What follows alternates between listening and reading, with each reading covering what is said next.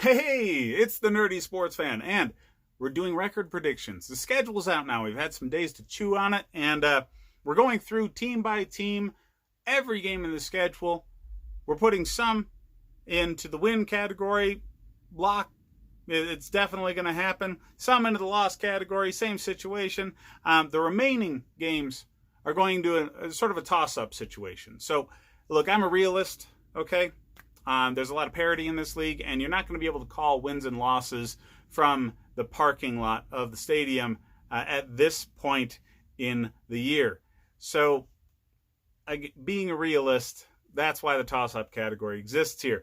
But at the end of the breakdown, we'll just split the difference on the toss-up games and come up with our record prediction for the year. So let's dig into these Dallas Cowboys. Now, I want to start things off by commending the Cowboys on a fantastic offseason thus far. Now, you still have to figure things out with what the hell you're doing with Dak Prescott. I get it. But they signed Andy Dalton as a bit of an insurance policy in case things go wrong. Who knows? They might just not think Dak Prescott's worth it and think Andy Dalton's about the same. He kind of did have a crap situation in Cincinnati, so he might be better than his record. Who knows? All I know is Dak Prescott with this team did very, very good things with Jason Garrett, the human clapper, as his head coach. And now that he has a real coach to work with, he's probably going to do even better. So, let's dig into it, huh? Week 1 at the Rams. Bit of a toss-up, okay? The Rams are a top-heavy team. They are what people talk trash about Dallas being. Okay? I think Dallas actually has some depth. They've drafted well these past few years. The Rams have not. All right? They have like 5 players everybody knows. The rest of the team can't hold the rest of the league's jock. All right? They have no depth on that team. They've done nothing but ruin what they have to create depth by trading away their future for these big name talents. So Dallas ain't doing that. All right? Did they trade away a first round draft pick for Amari Cooper? Absolutely. I get it. Amari Cooper is damn good and almost perfect for this offense. So it made sense. And they were able to lock him up. So, yeah, the Rams have not done as well with their draft capital in their trades and with what they've drafted outside of those trades. So they're very, very top heavy. But you're away. An away game's always a little bit more difficult. I think Dallas has the better roster, but being a road game, I don't want to call it a guaranteed win. So this is going in the toss-up category. So Falcons, that's a win. Falcons are going to be hot garbage this year. Okay, Dan Quinn should have been fired 2 years ago. Dan Quinn is currently in the situation that Jason Garrett was in for the past 5 years. Just, there's no freaking reason that guy should still have a damn job in this league, and people are finally going to see that. Well, no, everybody generally knows except for the owner. But yeah, Falcons are going to be trash. So, at the Seahawks, toss-up game. I think Dallas has greatly improved. I think Seattle's tread water. They've stayed level. That's it. But they still have Russell Wilson. They still have Pete Carroll. So I can't call it a guaranteed win. I can't. But in spite of Seattle being a strong team, I think a road game against them is a toss-up situation for these Cowboys. So now we get into the Browns. That's a win. The Browns did not fix the main problem this offseason. Their main problem this offseason was leadership. It was cohesiveness. And you're not going to fix that with a rookie head coach. You just are not. Baker Mayfield needed Mike McCarthy to go there in order to fix the problems that they really had. So they still lack true veteran leadership on that team, and it's still going to show. So now you get the Giants at home. That's a win. All right. Are the Giants greatly improved from where they were a couple of years ago? Absolutely. Is Daniel Jones ready to come into Jerryland on this stage and do it on the road? No. Just no. The Cowboys are going to thump on them. So, Cardinals, that's a win. Similar situation. Do I think Cardinals are improved? Yeah, sure. They got Hopkins. I mean, seriously, Hopkins. They had one of the best wide receivers in the league for a bum of a running back in a trade. That's a great deal for them. So yeah, they are improved, but only on the damn offense. The defense is still hot garbage. Not to mention Kyler Murray, as young as he is, isn't ready for this kind of stage. Dallas is a more complete roster, and they have a truly dynamic offense like the Cardinals have. So if you're talking a shootout, the boys are going to win that. But I don't think it's going to be a shootout because Cowboys actually have a decent defense, whereas the Cardinals do not. So, all right, moving on. At Washington, that's a win. You're going to get 2 guaranteed W's on this season because Washington is a freaking tire fire. All right? Dan Snyder cannot run an operation. He's easily the worst owner in sports. So, God, man. People don't like Jerry Jones. Jerry Jones is still one of the top 5 owners in this league. But let's make no bones about it. He's a shrewd businessman. He knows how to make this organization a boatload of money. And I think now that Jason Garrett's out of town, he's finally got the ship steered in the exact right direction. You're never going to be able to say that about Dan Snyder. All right? Dan Snyder's got that little man syndrome for weeks. And he doesn't seem to give a rat's ass about actually winning. He just wants the money. And that's not good for that fan base. Take advantage of it while you can. All right? So, at the Eagles, toss-up game. Were it at home, I'd call this a W. But it's on the road. And at this point in the season, I would expect Carson Wentz to actually still be healthy. So that gives them a level of play on that offense that you can't just ignore. They're really good on offense in Philly. They really are. Their defense is not as good. Fletcher Cox is only getting older. So, we'll see what this team is late in the year. We'll see if they remain healthy, especially Carson Wentz. But at this point in the season, I think that's a bit of a toss-up. So, Steelers. I get that you're getting them at home, but the Steelers are a strong team.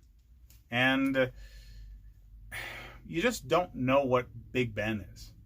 All right? And because of that what-if factor, I'm putting it into the toss-up category. If Big Ben comes back exactly as good as he was when he left, this is a dangerous, dangerous team to deal with. They're one of the best rosters in the league. But we don't know what he is until we actually see him in those first few games. All right, now you get the bye week in week 10. It's not a bad place for a bye week. It's more middle of the season than late in the season, but it could have been far earlier. Don't mind it. Week 11, at the Vikings, I think that's a loss. Vikings are a very strong team. Very strong team. They've got a lot of turnover, sure, but it's turnover at positions that they could easily recover from just with how high quality a draft that they had. So I think at that point in the season, the rookies are starting to play how they're supposed to at the positions that the Vikings drafted. A defensive back is an easier position to transition into than, say, wide receiver is. You're still just reacting. You're not reading and dictating. So it's a little bit different, and again, a little bit easier to deal with a rookie transition as a defensive back. And those were the primary positions that they drafted there in Minnesota that I'd be worried about. And that team was fantastic at home. It's not exactly an extremely high-pressure situation for Kirk Cousins. All right, this isn't a primetime game, and it's not a playoff game.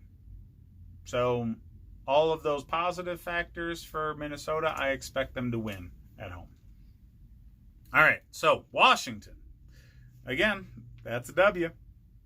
Goddamn, they're a train wreck. And Ron Rivera is not going to be able to fix a damn thing in just his first year there. All right, they got a shiny new toy in Chase Young. That's going to be what they have to hang their hat on this year, because it's going to be a hard time as a DC fan. On from there, at the Ravens, I think that's a loss. All right, Lamar Jackson is damn good. And he's only going to get better, at least at this point. All right, we'll see how his legs handle a few more shots. We'll see what he's like at the end of his rookie contract. But for now, his legs are still there, very fresh, and his arms just gradually improving. And considering the rest of the offseason that they've had, they're ready to win the bowl now, right now. And I just don't see you beating them on the road. All right, at the Bengals, that's a win. All right, the Bengals are hot garbage. There's a reason they were the worst team in the league last year. And just drafting your quarterback of the future does not fix all of that. All right? Joe Burrow will improve that team slowly over time. DJ Reader is going to be the most important acquisition that they made this offseason for this coming year.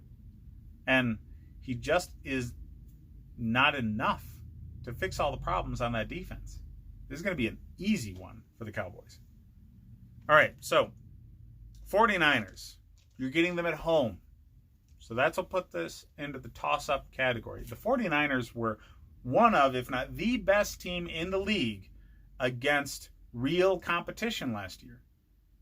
I mean, against other teams that were over 500, they were over 500 by an easy margin. So I expect them to be a tough out, even when you're playing them when you're at home. But you do get them at home. So instead of them thumping on you in a road game, you get a tough contested matchup at home. So the Eagles, week 16, that's a win. That's a pretty obvious one. You're getting them at home. And by now, is Carson Wentz still healthy? Is Deshaun Jackson still healthy? Is Alshon Jeffrey still healthy? My guess is no on all three of those questions. I don't see the Eagles holding up late in the year. They're still going to be very good. But I think just the Cowboys are constructed better with the players that they have. And that's going to matter. And then you wrap the season up at the Giants. I don't even think half the team makes the flight because you've already got the division wrapped up with that Eagles game. So I think you lose against the Giants, but it won't matter because I have this team, the games that are a lock, 8-3. If you just kind of split the difference on the games that I think are a toss-up, you're 11-5 as the division winner. Home playoff game, if not first round bye. That's a nice, pretty place to be for Mike McCarthy's first year in Dallas. Now, I do have to say, I'm mildly upset about who you're getting in the Thanksgiving Day game.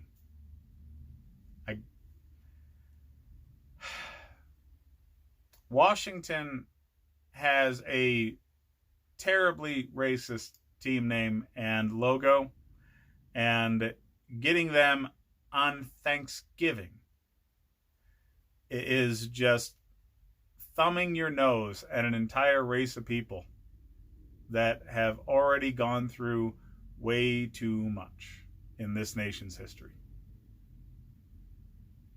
That's flipping them the bird, really. So I'm not happy with the NFL with that on the schedule. I'm really not. Anyways, like and subscribe if you guys enjoy the content. Hit up my other videos. See what I have to say about the other teams in the league, especially the ones you don't like. And, yeah, thanks for watching, guys.